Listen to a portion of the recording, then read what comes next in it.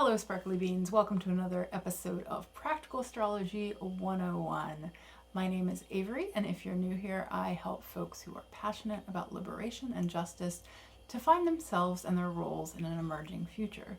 One of the ways I do that is through astrology, and especially this series is geared towards helping you to learn a little bit about astrology in a practical context.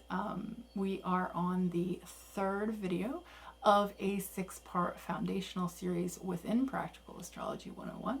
And today we are going to be focusing on the houses. So sit tight, grab a beverage, and let's go. So I wanted to do houses next in this series after we have covered signs with the last 2 videos, which you can check out in the card above if you haven't already seen them, because I think it can be really helpful to learn kind of the modifiers first before we get into the planets that will be modified. So in other words, you can kind of think of the planets as the verbs in astrology, and then you have the sign and house placement modifying them. And since we start with this before we actually get to the planets, you're going to be able to place the planets in context by asking how the planet's acting, and that's the signs that we've already covered, as well as where the planet is acting, and that's the houses, which we're going to talk about today. So the houses to me are actually one of my favorite, probably my favorite building block in astrology, because they really help you to connect, contextualize, and kind of bring astrology down to the personal level. As somebody who practices intuitive embodied astrology, I am very interested, and specifically intuitive embodied natal astrology, I'm very interested in how we take the concepts of astrology and make them relevant to our own personal experiences. And the houses are a big part of what does that. So just to introduce what the houses are, they reference areas of life. And they could be areas of not just human life. They could be, topics related to, say, a country or an event. But we're going to be focusing on natal astrology in this series.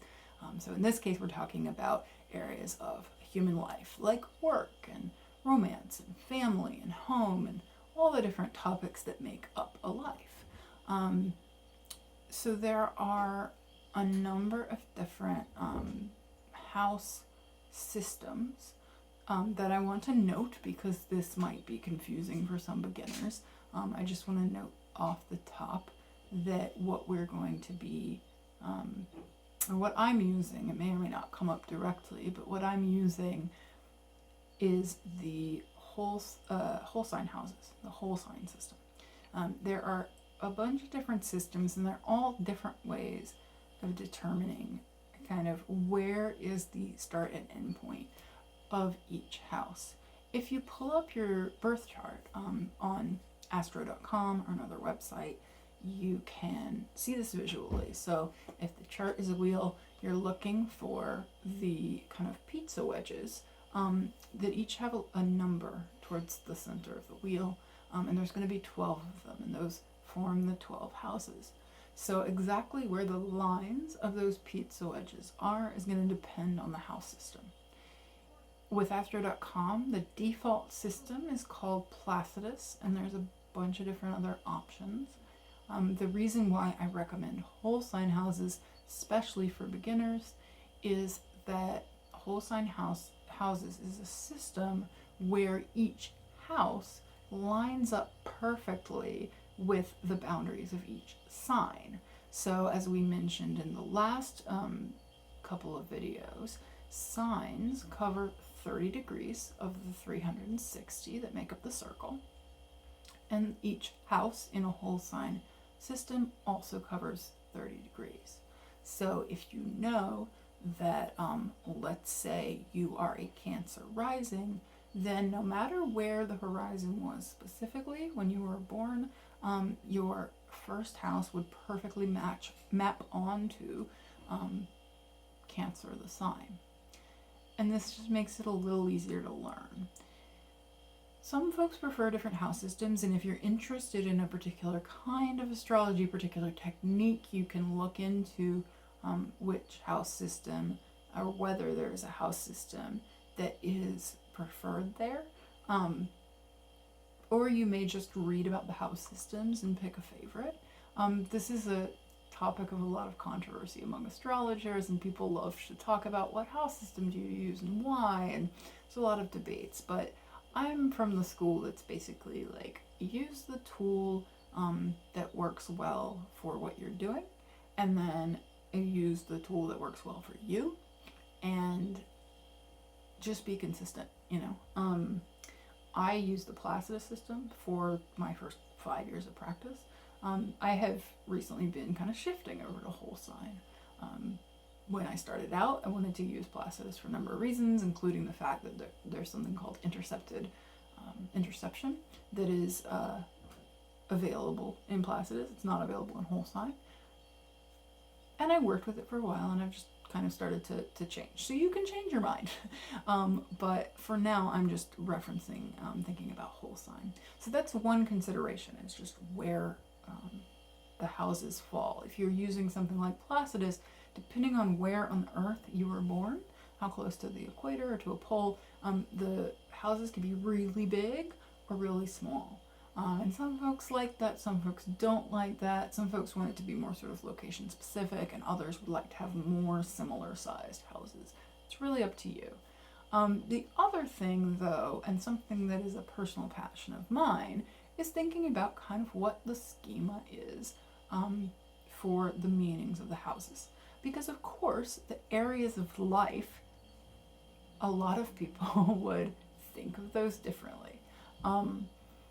And they're very culturally specific, and they can even be personally specific. So, you know, when I work with clients, one thing that is important to me is to get a little context for your life, and to get an idea of how you relate to different themes and topics, especially if we're going in deep on one. And then, you know, where I find that, or where I might look in the chart, might actually vary from person to person based on how they relate to the topic. And so I'm going to give sort of a general look. I'm going to cover some themes of each of the houses, but please know, as I speak in this video, that these are not hard and fast rules, and that different people will define them differently. And there are certain topics especially that tend to kind of jump around between people's, depending on folks' theories of why they should be in a specific house. So I'm not really a scholar of the history, but my understanding is that I believe Valens was the first, or one of the first, Hellenistic astrologers to write down a house system, what he called the places, which later became the houses. And this was based on a particular ancient context, and so includes topics like enslavement, very different conceptions of things like work and marriage. And so even if the topic is quote unquote the same, you might say that in modern times it should go somewhere else. And there are so many people who have written about this. If you're interested in an astrology reading, I do want to let you know right now that I am so excited to be offering live readings. Finally, I've been working on getting that set up and getting booking software and all that fun stuff set up. But I, as of the time of this video going out, you can book a reading with me. So there will be a link down below, but you can also just go to queermagical.com and click on Work With Me. You'll see a little description there of what I do in general, and then you'll see different types of sessions you can click on. I will be adding some specific astrology sessions later, but for now, the best thing to click on if you're interested in astrology is the Neptune session. And this is a 90-minute container where you get really intuitive, we get into our bodies, we get into our context, and we can, whatever in life you want to focus on, that time is yours. I'll hold a supportive container for you, and we will explore your chart and whatever parts of your chart are really, feeling relevant right now. So I can help guide you through this. I also am happy to offer different options, different packages. If you're interested in working together more long term, you'll see a link there as well to book a 30-minute, totally free, no strings attached little consult. So if you want to ask me a quick question and learn a little more about what I do, I would love to talk to you there. And again, no strings attached, no expectation there. But I would love for you to check that out, share it with your friends, etc. if the way I talk about astrology resonates with you, and if you would like some guidance into exploring your own chart in a really co-creative way that empowers you as the person whose chart it is. So I would love for you to book a reading below. But I'm going to keep on going, so if you want to do this on your own, you totally can. Okay, so like I said, this is really an area of passion for me, and in part because I was talking to a friend. You may notice a different background. I'm on vacation right now, and I was talking to a dear friend about the houses last night, and I was reminded of how interesting I think this is, because even when you talk to somebody sometimes about the house, about the meanings of the houses, you'll find that different people have different relationships to them, which is not surprising, right? Because similar to how, for example, in the tarot, if you're a tarot person, someone might think of different cards differently based on their background, and different people would kind of assign different cards to different things. Same is true with astrology. And so, for example, let's say your experience of parenting, did you grow up with the parents with your birthing parent and a partner? Were those folks identified as male and female or something else? Were you adopted? Were you in the foster system? Did you grow up around extended family, a different family model? Did you grow up as a single parent? Of course, there are many more options there, right? And this might affect how you view house topics, like places that are that are traditionally assigned to the mother or the father or children, right? It might vary. And I think that's okay. I have a very dynamic take on the houses. Those kind of what resonates for you is great. Whoever's chart it is, that's great. But it's also useful to have some sort of general understandings so that we can communicate with other astrologers on these topics. So that's just sort of a little bit of intro material to just always keep in mind the cultural context, and especially if you go on to practice astrology, you always want to keep in mind that different clients have different contexts, or if you're reading for your friends, and to get to know a little bit about the relationship to the topics before you try to find where that would show up in the chart. But again, the sort of grammar of the chart is that, and this is where it brings it down to the individual, is that each house is an area of life. And so, again, I'm going to make a tarot analogy. Let's say you are you're pulling cards on a question about work, and you get a ton of cups, for example. Typically, or I hope, you're not going to say, oops, that was the wrong question. Or sometimes you might say, I wonder if there's something else here. But you're not going to say, this is a love reading now, right? And I would not at all reduce the cups to love. But some folks, might think of that. No, you would say, oh, okay, well, it's a work question, but I'm seeing a lot of emotion, a lot of spiritual, maybe some intangible stuff coming up that's less practical. Maybe you think that this question is really about your job or your responsibilities or really practical stuff, and actually it's pointing to something deeper underneath. In the same way, I think that the houses can do that in astrology, where you might be having particular energies based on the planets as they go, as they orbit, that are happening in a particular area. And maybe the planet and that area don't match in your head, but it breeds curiosity and different ideas and different ways of thinking. as the planets move through the sky and move through the 12 signs, everyone experiences the energy of that planet in that sign, as well as any aspects it's making, which we'll cover later in the series, but relationships that different planets are having with one another as they move through the sky. That's going to be global. It's going to be the same. So, for example, as I'm recording this right now, the sun has just moved into the sign of Aries. And I believe, although I have to double check, but I believe Mercury is still in Pisces. So those are examples of planets and signs.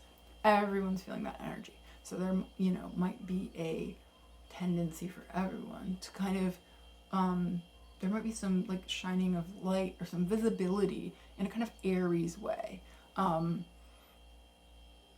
But if you're looking at an individual chart, then you can see where is Aries in this person's chart. So for example, for me, it's in my 10th house.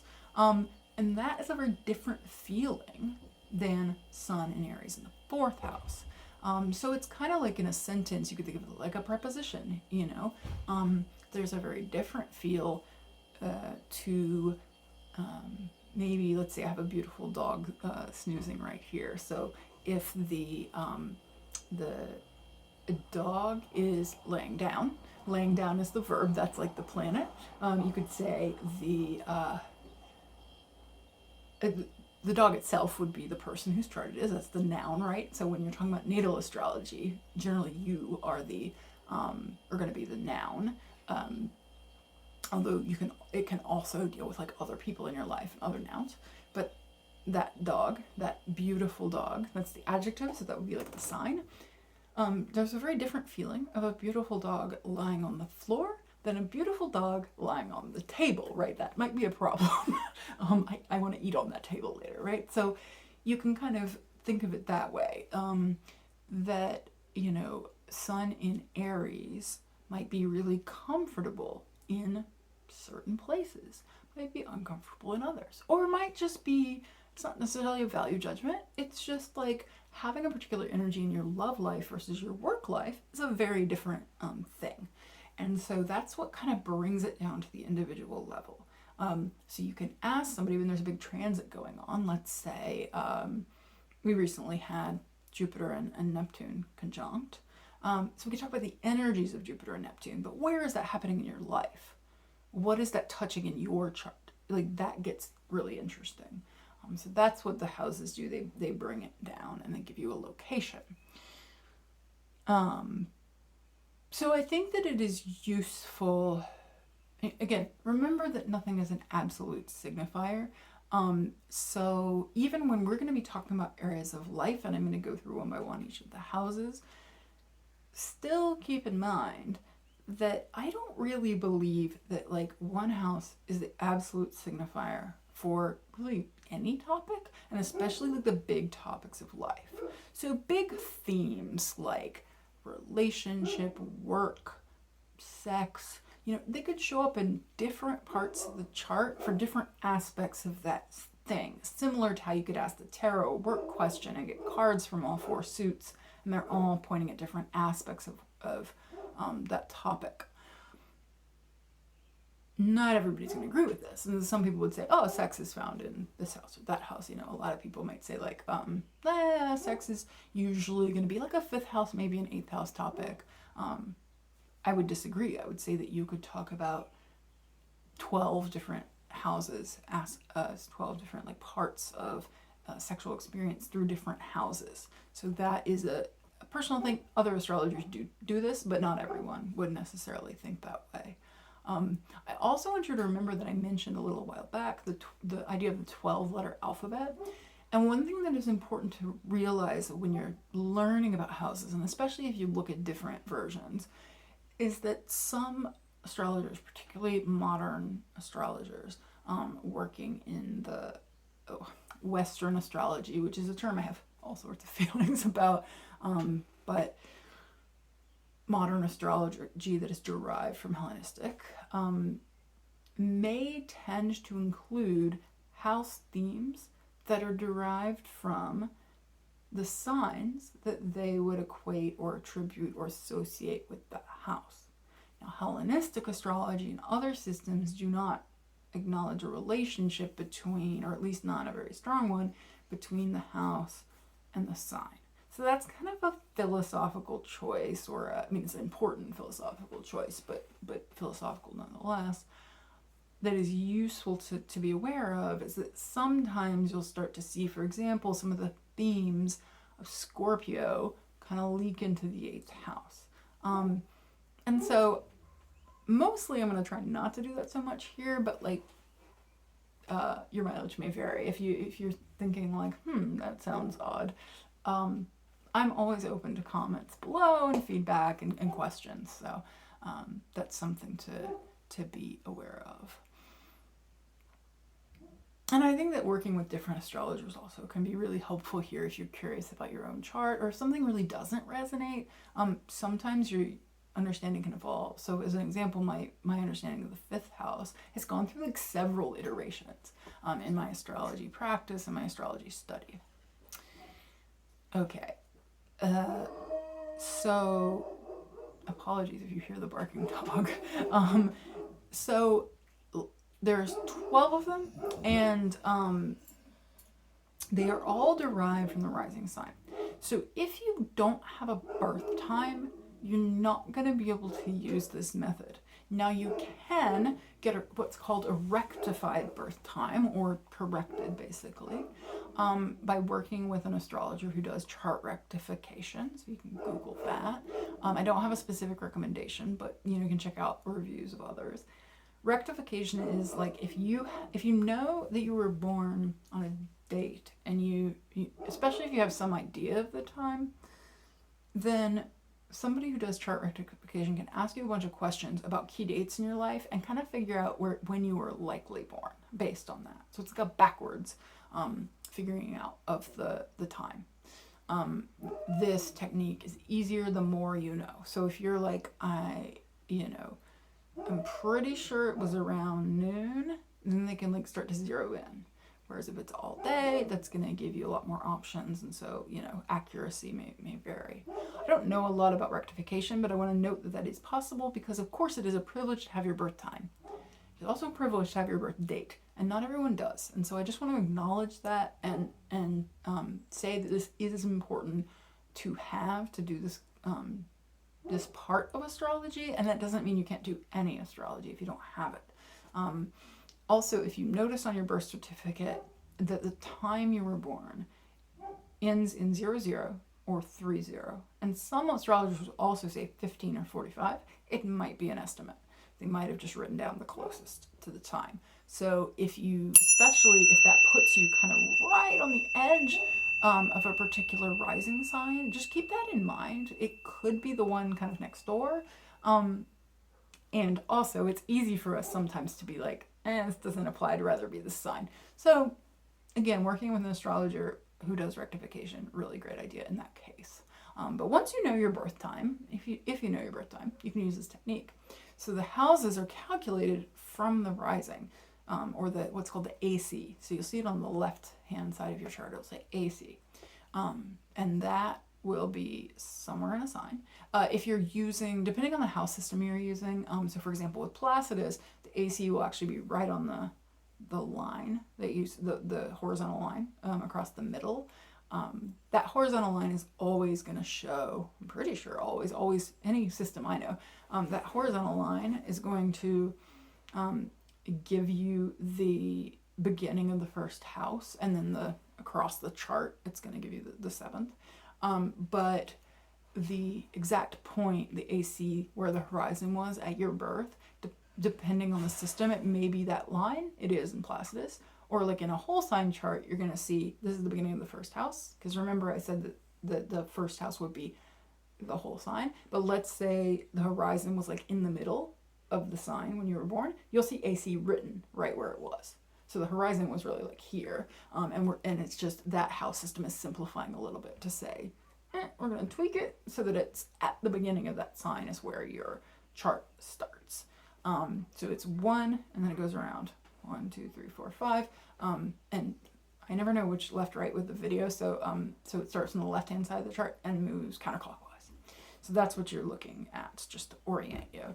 And the houses are calculated starting with the rising sign and then going around, and depending on the system tells you exactly where they fall. It's worth noting, but I'm not going to cover this in detail, so I'm going to go one by one through each of the houses. But it is worth noting that there is some kind of extra importance assigned to particular houses. The first, the fourth, the seventh, and the 10th are called angular houses. And these, tend to have a particular degree of significance in someone's life. There is a whole system around this. So you have angular houses, you have something called cadent houses, you have something called succedent houses. I'm not going to go into that, but I'll just note that it exists, and there are different systems for like looking at how the houses were laid and looking at different parts of the chart. What I'm going to use here is something called the quadrants, and I just find this to be like fairly intuitive and useful in thinking about the meanings of the houses and kind of keeping them in my mind. Please excuse the sneezing dog in the background. The quadrants are just dividing the chart into 4, and they're going to be using the horizon line as well as the like vertically, the line between sky up above and then down below. And so those house quadrants start with the first house, so first through third are going to be the first quadrant, and because they are below the horizon, these are going to concern more of the kind of personal or subjective life, or I like to think of it as kind of private life below the horizon, so what you can't see, right? And then above the horizon is going to be a little more public, what is visible, what you can see, and some people would describe that as being more personal and subjective, so would describe that as being more social and more objective or more collective. It can be a little confusing sometimes, the word social, because you might ascribe that to the top, but also to the right side. But what we're really thinking of here is like, what domain of life? Is it the like public sphere? Is it the collective sphere? Or is it the more private sphere? And then left to right, we're looking at more sort of on the left side. And again, I don't know which is which from your perspective, but and I will never figure that out, so I'm not going to try. But if you look at the left side of the chart, which it's a little confusing, but that is actually east. It's upside down, like it's flipped intentionally. But on the left side, this is going to be more sort of I, the self, and then the right side is going to be more of the other, or you, or they. And so you put those together, and so you're going to get first quadrant is thinking about like me in my private context. So then you're going to go to the second quadrant, and now we're still talking about the private context, but now we're looking at the other in the private context. We're starting to kind of interact with the other. Then as we keep going up, and so that's houses 4, 5, and 6. Then as we go up to 7, 8, 9, now we're looking at the combination of, we're moving into the public, and we're still over here in the zone of the other. And so we're looking at like, how do I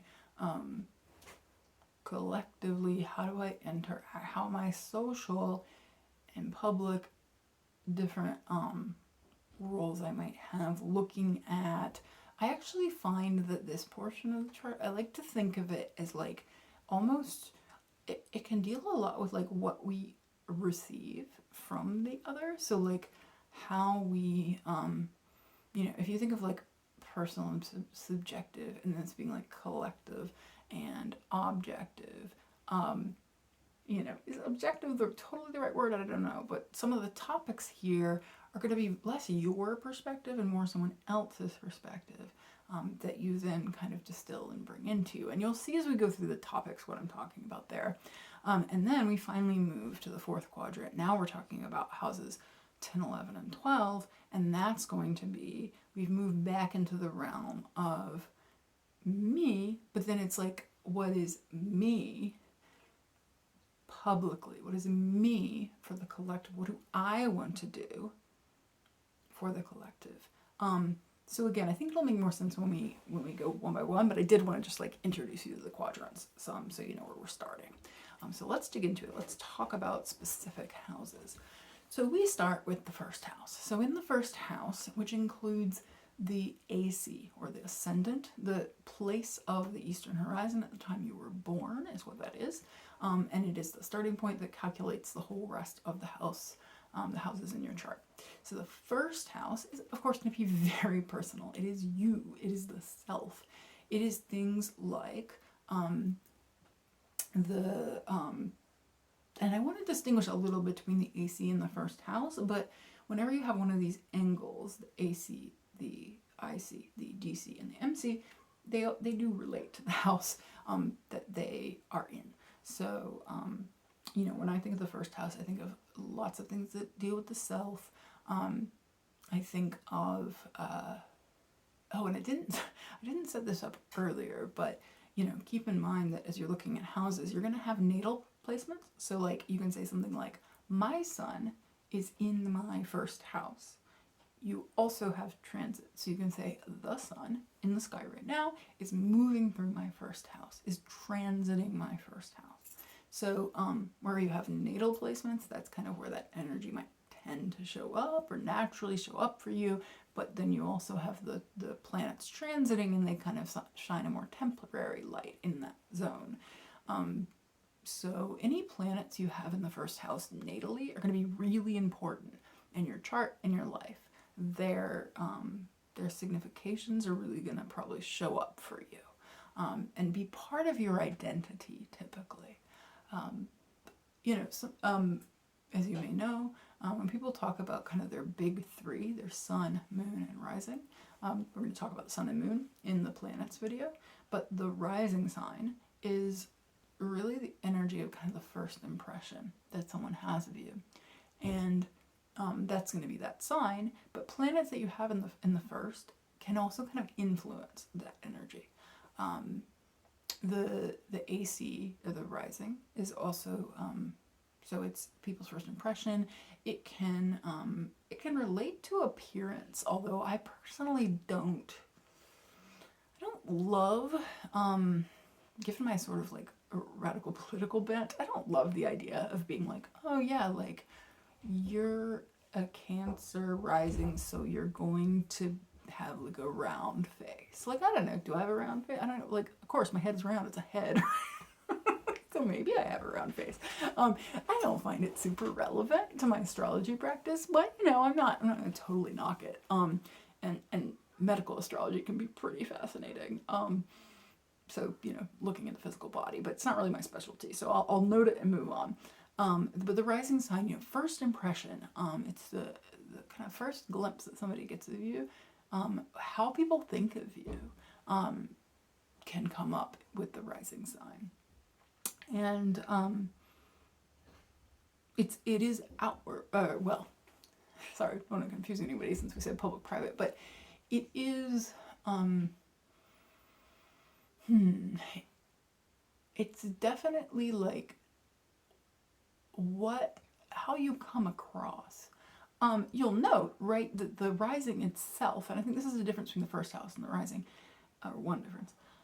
The point, the AC, the ascendant, the exact spot of the horizon, it's on the horizon, right? So it's right between public and private.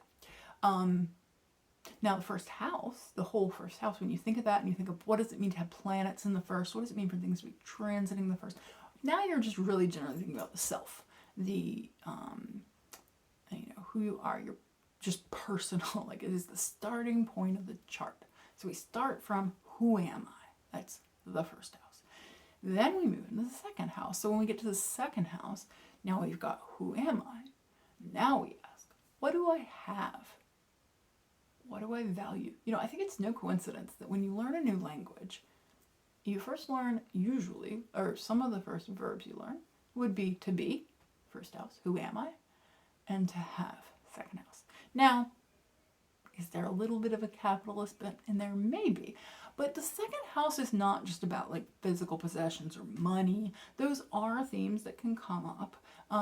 But resources is a pretty broad topic. Again, if you're a tarot person, think of the Pentacles suit, right?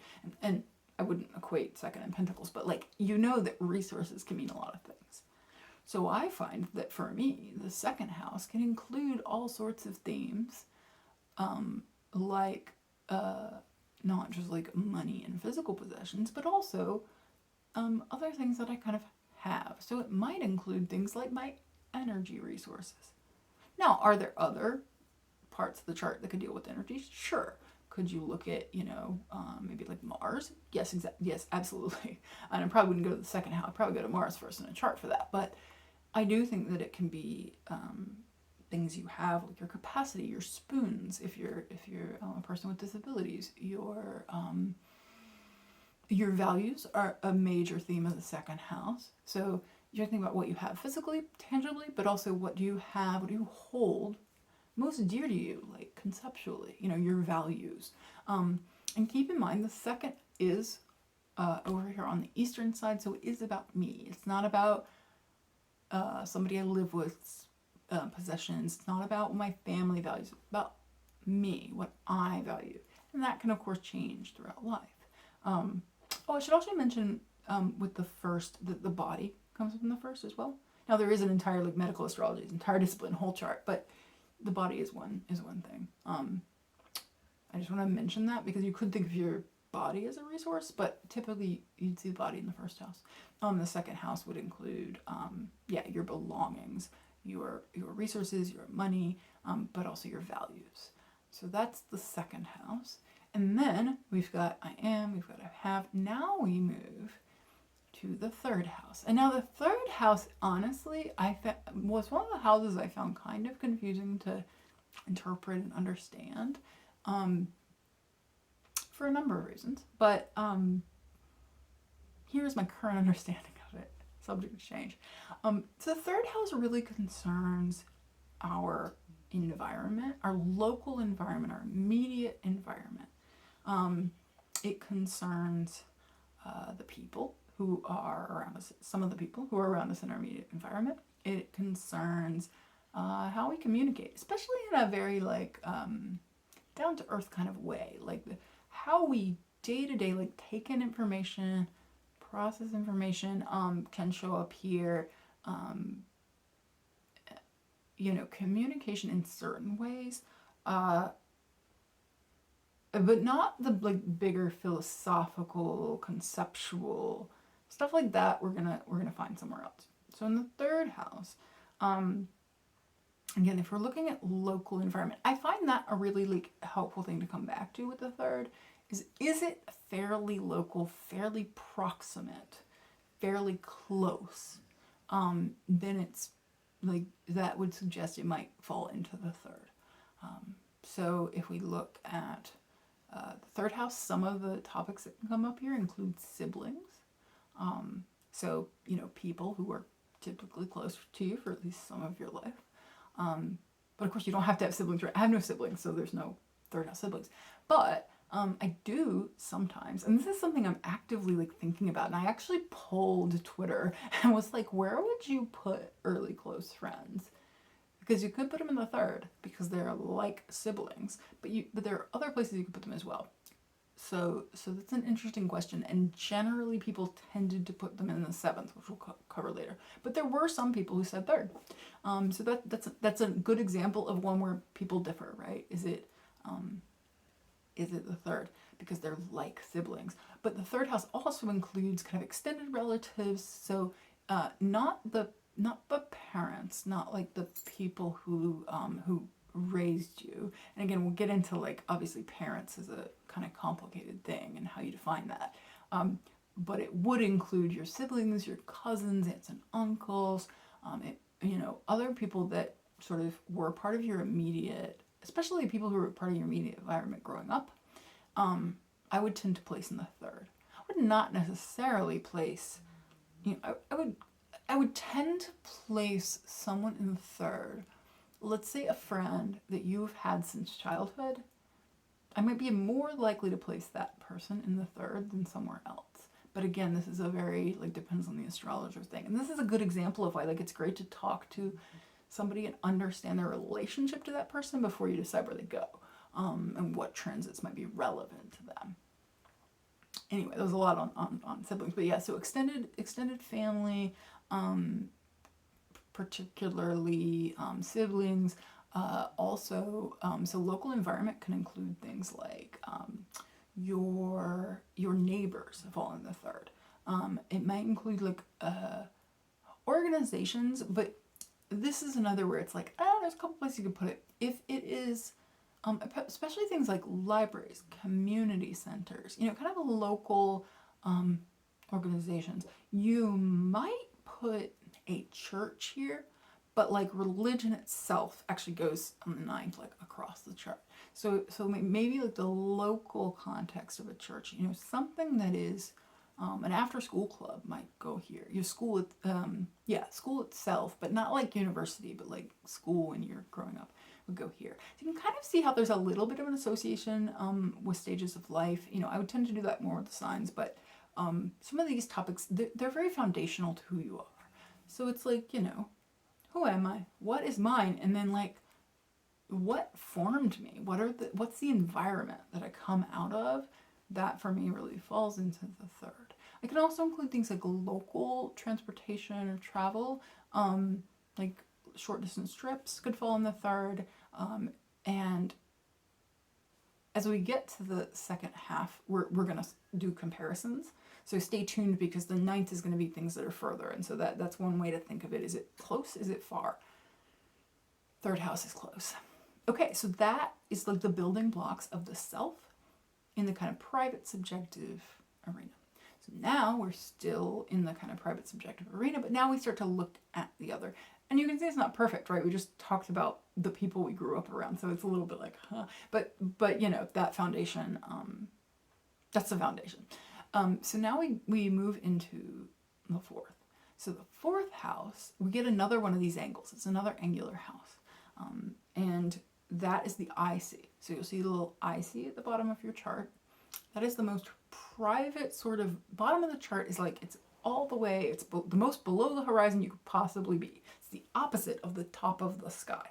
And so here, you're really thinking about home. And when we say home, we specifically here mean, because this confused the heck out of me for a long time, but we tend to really be thinking here about the home, the foundation, the root that we came out of. Now, some people would include, and I've heard different opinions on this, and I'm honestly not sure where I fall. I'm still evaluating, would I consider the home that I currently make my current home to be fourth house? And for me right now, I'd say no. For me right now, home, I would think of more as it's my local environment. So it's sort of third house, or I could think of a house as a second house if it's something you own. But I think there's a good argument for the fourth as well. So, but home, so some of the significations of the fourth can include the parents. I am not, by the way, going to gender heavily in this. Shocking. I'm a non-binary astrologer. I love to just mess with gender and how it shows up in astrology. And so I'm not going to say that the fourth house is the mother. Some people say that. Some people say fourth mother, 10th father. I disagree. I think if you're using that, I would recommend you really think hard about it, because it's just not resonant with a lot of people. A lot of people don't have a mother and a father. And why does it matter, the gender of the parent? And do we use birth gender? Do we use current gender identity? Do we use birthing parent and non-birthing? There's so many ways we can do that. So I tend to just say fourth parents. And not even parents, but whoever had that kind of role as like your like key people who raised you. And so I think that there could be some like, I could go in either the third and the fourth. If, for example, let's say you were raised by an aunt. Let's go third, let's go fourth, right? And I think this is could be very personal, and like, what is your relationship to that person? So I would tend to think of whoever served the kind of parental role in your life. Similarly, let's say that you're adopted. It's up to you.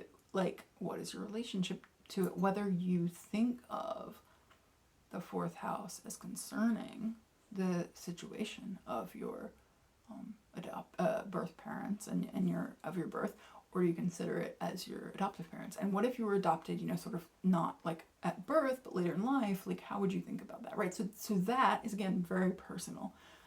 But it's that parental role in the fourth. It's the home. It's also ancestry goes here. So if you think about the root and the foundation, think about ancestry here. And I really love looking at ancestry in the fourth. I think it can be a really rich topic. Now the IC, that angle, is, the way I like to sum it up is how you are in your most private. What is your kind of, like, it can be like, there's another thing in the chart that can refer to this, but it can be one element of like your comfort zone. Like when you're alone and when you're private and when you don't need to like show anything to anybody, like, who are you down here at the bottom? What sign is that? That's your IC, your most private self. Then let's move. So that was the fourth. Let's move to the fifth. So when we get to the fifth, and this house, I'm obsessed with the fifth house. I have several placements here, and this is one where I've really like changed my thinking over time. So I one of the ways I used to think, and still do, think of the fifth is that it tends to be related to like personal pleasure and things you do kind of for fun. Not entirely, but like that's one of the things I think of here. I also think of creativity and like generativeness, like generating, creation, is one way to look at it. Another way, and this, I gotta give credit here to one of my amazing coaches and astrologers, Tracy L. Rogers. Book with her, she's amazing, who really opened me up to thinking about the fifth in terms of authenticity and like being myself, which was an interesting thing to me. So when I run through some of the topics of the fifth and then come back to this like framework, because fifth house topics aren't always obvious why they would go together. So we got to like the home and the family and ancestry. Now we're moving into the fifth, and we get to things like children. So your parents are here, and then your children in the fourth, your children are in the fifth. So children, you can see that generation and creation, like literally reproduction, related to reproduction. That's one of the reasons why sex can fall in the fifth, but I wouldn't say all sex. Sometimes people say in the fifth, it's sex for procreation or pleasure. So again, back to those themes, you've got creation, generation of more people, and then you've also got personal pleasure, what makes you feel good, what is fun. So like sex that is for the purpose of your own pleasure might fall in here. You've got your hobbies, so things you do that are like not for an income and not really for like, accolades or whatever. It's just, it's fun, you like to do it. The arts, again, because creativity, right? Creation. So, your relationship to creativity can fall in the fifth. Let's see, did I forget anything? Kids, hobbies, pleasure. Yeah, I think that pretty much covers some of the main fifth house topics. So you can see how those themes go together. And the authenticity piece, I think, comes in the sense of, you're not, these are things that you aren't necessarily doing because you have to, because you need to make money. Now, you can make an argument about kids, right? People have kids for a lot of different reasons. But there is something here I think about authenticity, like when you are your most kind of raw creative self. It's a very authentic place. When you are having sex for pure pleasure, let's say solo, that's nothing but you, right? So I think there's this interesting authenticity. The inner child also falls here. So like inner child work, working with your own relationship to pleasure and play, and what does the inner child need or want, I think can also fall in the fifth. And that's really beautiful. Then you get to the sixth, and so that's the last house in this second quadrant. So now we're looking at so if you recall the second quadrant, we've been looking at things that are, involve others, and this is where like the fifth, I don't know like how much it involves others, but I think others in the way, I think here that quadrant is because like when you create something, it's coming from you, and it's coming again like it's below, like it's private in a way, but it's also, it involves your relationship to what's around you, to others, and it's also often shared. So there's a kind of interplay there. In the sixth, we're really looking, like it's very clear in the sixth why it's other, because now we're looking into themes like the work you do for money, your job, your job, your service, how you serve others. So it could include like your job for money, also volunteering or serving others. It can include topics like help. So I mentioned the first with body. The sixth, like things like illness and injury. And one thing to know is that in Hellenistic astrology, certain houses are like very clearly kind of have negative connotations. That's not what I subscribe to. It's just not. And so like some astrologers would think more that like things in the sixth and the 12th in certain houses are going to be more negative. I don't necessarily go there. So for me, the sixth house would include like illness and injury, but it also might include like a relationship to physical health, the routine. So routine is also in the sixth. So you can think of routines with like work, right? Daily routine of the way you do your work, the way you labor, but also routines in the sense of like what is your like what food do you put into your body? What is your routine of movement? What is your routine around like other physical health aspects? So that is the sixth house. And I will call out here that if you look for Practical Astrology, Alyssa is doing really cool work around, or at least was as a year ago, and I'm sure you can get those talks and such. Really cool work around the sixth house, and just like questioning and looking at the roots of the sixth house and like how we update it. And so looking at topics like organized labor and unions and what does that mean in reference to the sixth, and like what is service in the sixth. So super fascinating. Just want to call that out.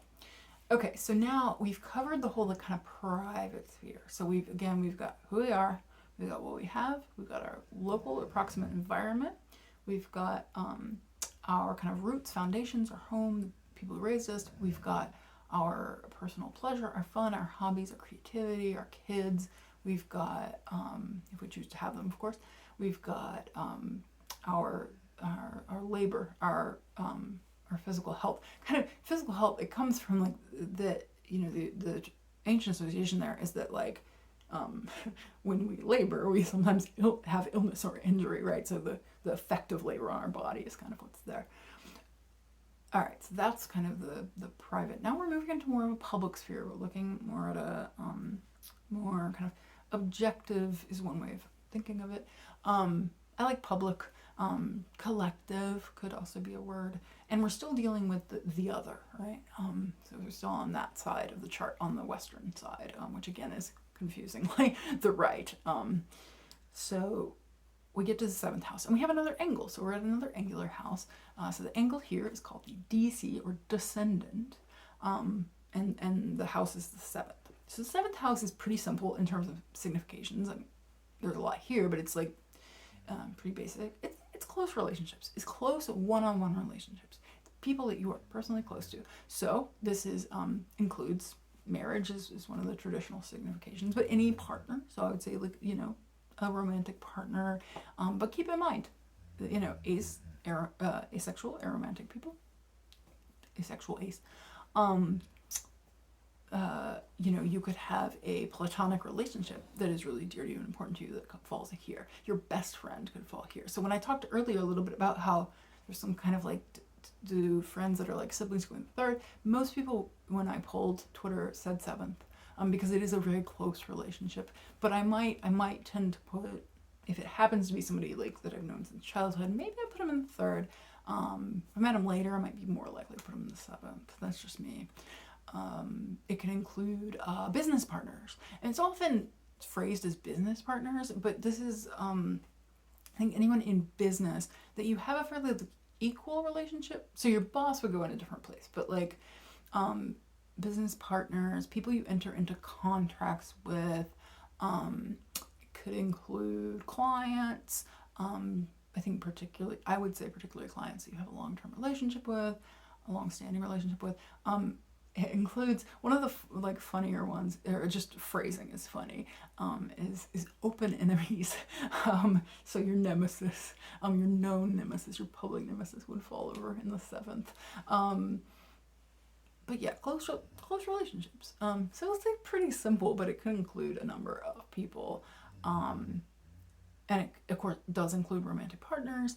And then the DC, that point, that descendant, is referencing, it's very much about a self versus other. So we talked about the AC being kind of the first impression, the self you kind of put out to the world. The DC, there's a couple different ways of looking at it that I like. So one is that the DC is like what you look for in the other.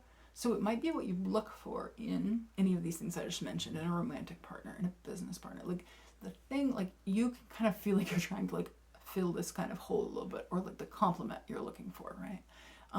It can also be some an energy that you kind of project onto others. So it's often an energy that we feel uncomfortable claiming for ourselves. It doesn't feel like us.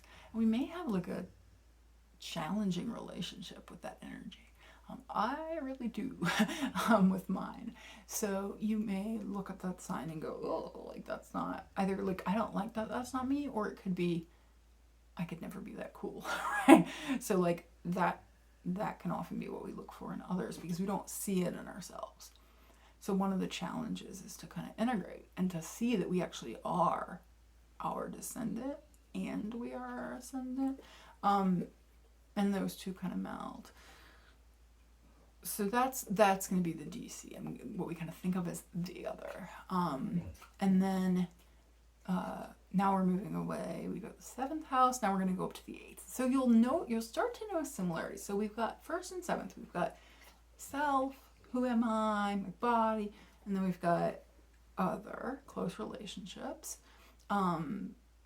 specifically in the 7th. Then now let's look at the 8th. So now we're looking at 2nd and 8th. So as I go through the top, I'm going to do this because we've already learned the bottom. So 2nd and 8th. So if the 2nd was I have, the 8th is more you have. So the 8th house refers, and this is another one where there's a lot of topics, and sometimes people are like, how do those relate?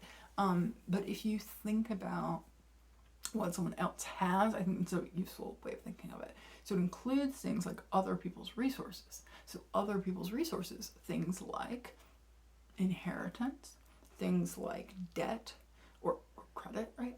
Things like, I think mortgages, I believe, can fall in there.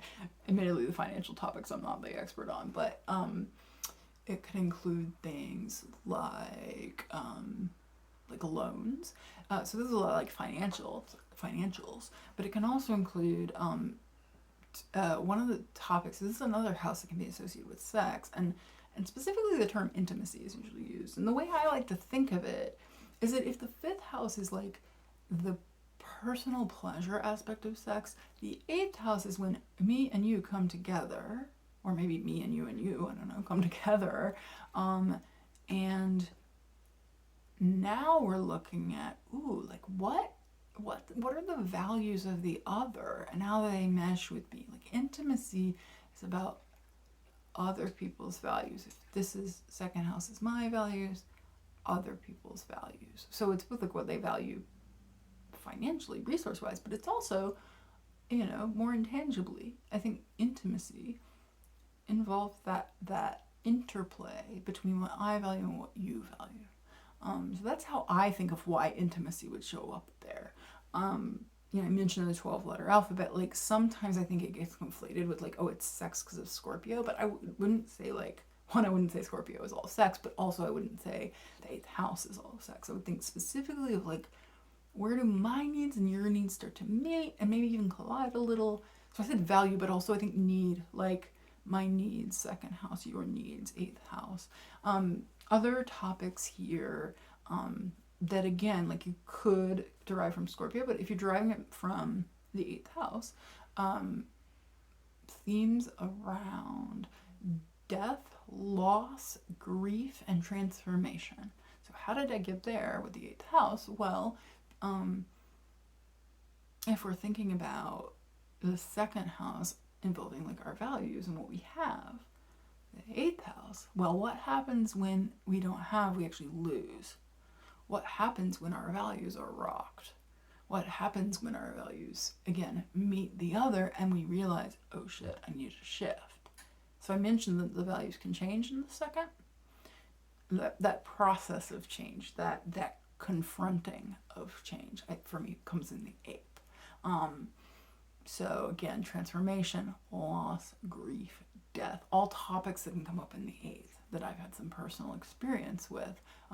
Recently had my Jupiter return in my 8th, and I learned a lot about my relationship to like financial security, which could be second house, but for me it was like, it was really dealing with, do I allow myself to, when someone else is offering like to use their resources to help me, how does that feel? And I also confronted a lot of themes around like transforming or letting go of some values that weren't serving me, around individualism that I like wouldn't have held as a conscious value, but that I was practicing.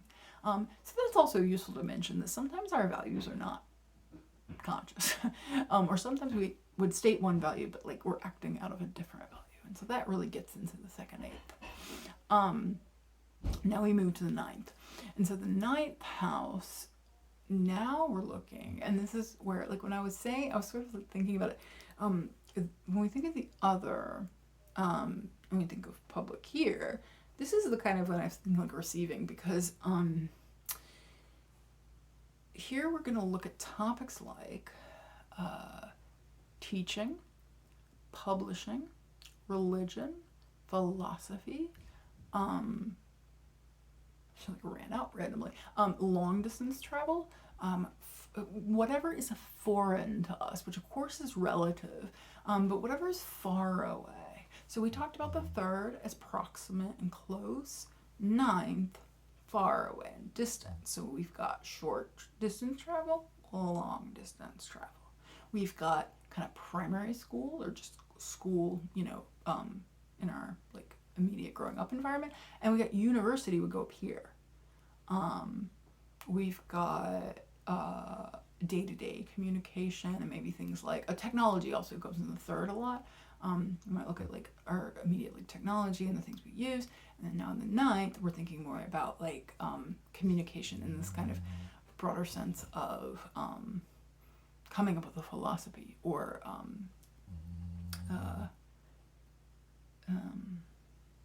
publishing, right? Comes up here. All the ways in which we make meaning tend to come up in the 9th. So, and again, that maybe is a little coming into 12-letter alphabet, but philosophy, religion. So we talked about like maybe the church, maybe the local church is in the 3rd, but like the religion would be in the 9th, because it's bigger, it's broader, it's further away from you, from the individual. You know, any kind of belief system or philosophy can fall into the 9th. and just the search for meaning tends to go in here as well. So I have a lot of ninth in my chart, and you know, I'm a teacher, right? I enjoy teaching. I enjoy writing. I would love to publish some stuff. I haven't done it yet, but well, no, I have. That's not true. I've published articles, but I would love to publish books, and so all that's kind of ninth house topics. Okay, so we're in our final quadrant. So again, the fourth quadrant. Now what we're looking at is we come back around to looking at the self, but now we're looking at like how, and here public is going to work for two of these, not the third. So I would say like maybe instead of public, now if we just think collective or like universal or objective might come up here, but we're thinking about the self again. So if we move into the 10th, our final angular house, now we're looking at the point that is known as the MC. So the MC and the 10th. So MC, which, you know, depending on the house system you use, may actually fall in the 9th, may fall in the 10th. Mine's in the 9th. But the MC being the most public point of the chart. So we talked about IC, most private self. Now we're at most public self. And the description I like from the MC is that it's the impact you have on the world. Now, what is that? That could be a lot of things, right? That could fall in any topic, right? But it's the impact that you're having on the world. The nature of that impact by sign, if there's planets nearby, kind of maybe how you achieve that impact. And when you have things transiting, it often is going to have effect on the impact. So again, a personal example is that right now as I'm recording this, I have a lot of stuff that is like coming up on my MC, and I've been really challenged with like, what is the impact I want to have? What is the effect I want to have on society or the collective? So like if you're a little confused about the idea of like, well, if the other is over here, but this is public, like, so we're just social, what's social, right? You can think of when you're getting up to like the top of the chart and the MC, it's kind of right between, it's right between the self and the other, and we're looking at it as a personal impact, but we're at the top of the chart, so it's a personal impact on the collective, and so yeah, this is a place where you're meant to have impact, but that doesn't necessarily mean it has to be like in a certain form. The 10th house as a whole, now we're looking at the topics. Again, we're opposite the 4th. So we talked about roots, foundations, where you were raised, the home where you were raised. We didn't talk about land, but I would also say land, like your birthplace, and thinking about the land that you came out of. It, I think is important here as well.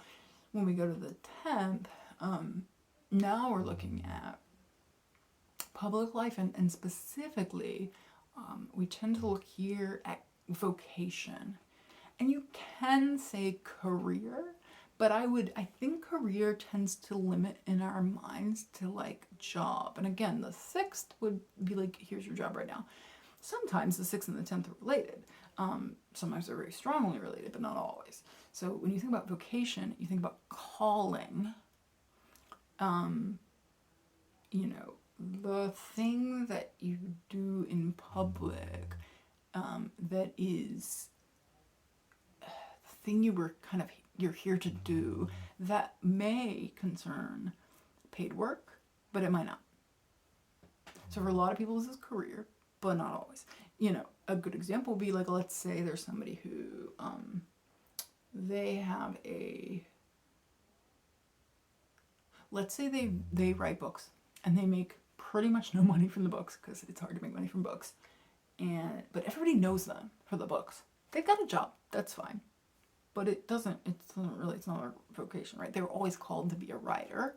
Then I would look at writing in the 10th. I'd also look at the 9th because there's some relationship with writing there, but like, yeah, in the 10th house, because it's a vocation or the calling. Then we move to the 11th. So the 11th house includes several topics again, and those would be your hopes and dreams and visions. So again, collective. So we're looking at your personal self, hopes and dreams and visions for the collective. And then we're looking at like groups and organizations, but specifically we're looking at the groups and organizations. Unlike like with the third, we looked at organizations that are kind of local, like a community center or anything that's like really tied to place. 11th is tied to vision. So this would include things like organizing, activism, groups that are based around maybe like a marginalized identity could fall here, groups that are based around a vision for the future, political groups could fall here. Although the 10th would include, by the way, 10th could include like government and public institutions, but the 11th, like particularly if it's like political organizing for change, I would definitely put in the 11th. Community, but I found community to be a confusing theme because there's so many ways in which community shows up in the chart. So specifically like the communities that you are in that relate to your vision for the future, that relate to your hopes and dreams, that relate to your, to those things. That's the 11th house. Okay, last one is the 12th. And I know we've gone long, so hopefully you're still here. But we're going to look at the 12th. So the 12th house, this is where I was like, public may not be the right word for above the horizon. But collective, I think, would be. So the 12th it's very much a hidden place in the chart. There's a lot of special significations and like attention given to the 12th. If you have a lot in the 12th, then I think it's really worth looking up some of the resources on that house. The 12th is traditionally related to things that are kind of hidden or secret. So we mentioned open enemies over in the 7th. Secret enemies would be in the 12th. So things like spying would probably be found in the 12th. But more probably relevant to most people could be themes of like isolation would fall in the 12th. Institutions that isolate, so like prisons are found in the 12th. Mental health institutions, and I should say like including, I say mental health institutions, but like including institutions that do nothing for your mental health. So, places that you might be sent because you are seen as mentally deviant would fall in the 12th.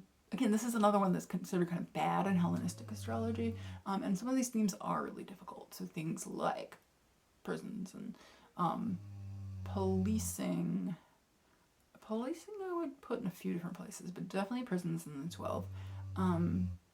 Mental health in general tends to go in the 12th. So we talked about 6th is physical health. Mental health stuff would go in the 12th typically. And also a really interesting one is kind of spirituality. So we said religion 9th, 12th, spirituality in the sense of like more sort of universalizing. Like I might put ideas of human rights in the 12th because there's something here around 12th is the final, it's the last house before we go back around again. It's the last house before we move into the first. The transition from 12th to first can feel very dramatic. So like if you have, there's something called perfection years. Maybe I'll do a video on that. And when you move from a 12th to a first house perfection year, it's like a big difference. When you move from, a transit moves from the 12th to the first, it can feel like a bursting out because the 12th house is kind of private and then it's like bursting out. And in that way, I think the 12th can be very, because it's so collective and it's so universalizing and it's spirituality in that way. And it's almost like there are themes like people will say like abandonment of the self or self, what is the word? Not effacing. So self-undoing of the self. So if you've ever had a really transcendent experience where you almost felt like the self became less relevant, or transformed would be the 8th, but like transcendent experience, like spiritual awakenings can come in here, and experiences where you really feel that sense of oneness with the universe, I would put here, before you kind of burst out into the individual self in the first. So there's a real collective feeling here. if not a public one exactly. Yeah, so 12th house is a really interesting place and a really tough place for a lot of people. But that concludes our 12 houses. So that was a pretty long tour. If you stayed with us, leave a comment below and, you know, I'll give you a virtual cookie. Here you go. Appreciate you sticking around. We will be covering planets next. So please do subscribe if you haven't already to this channel. And keep in mind that I have my newsletter below. So if you were somebody who was able to sit through this, you might also be somebody who would like to read my newsletter. And I write about topics of healing and justice. I talk about tarot and astrology, and as well as just personal storytelling for my own journey. And it is a place where I pour a lot of my heart and a lot of some of my best writing comes in most newsletters. So I would love for you to sign up. I'd love for you to subscribe here on YouTube. And again, if you would like a little digging into one of those houses or more in your chart, if you'd like a reading, you can check that out at queermagical.com, or there's a link below. You can click on work with me and you'll find the Neptune sessions is currently the place to find astrology. Although if you're watching this in the future, there may be other astrological offerings that are there. You'll see in the description that a Neptune session can include all kinds of tools, but I'm also happy to do just straight up let's do astrology for that. So I'd love to work with you. I also offer a sliding scale for all BIPOC. So check that out if you're not able to pay full price. I would love to work with you, love to have you, and that is where you can find that out. So until next time, with the Practical Astrology 101 series, be well, and I hope you learned something.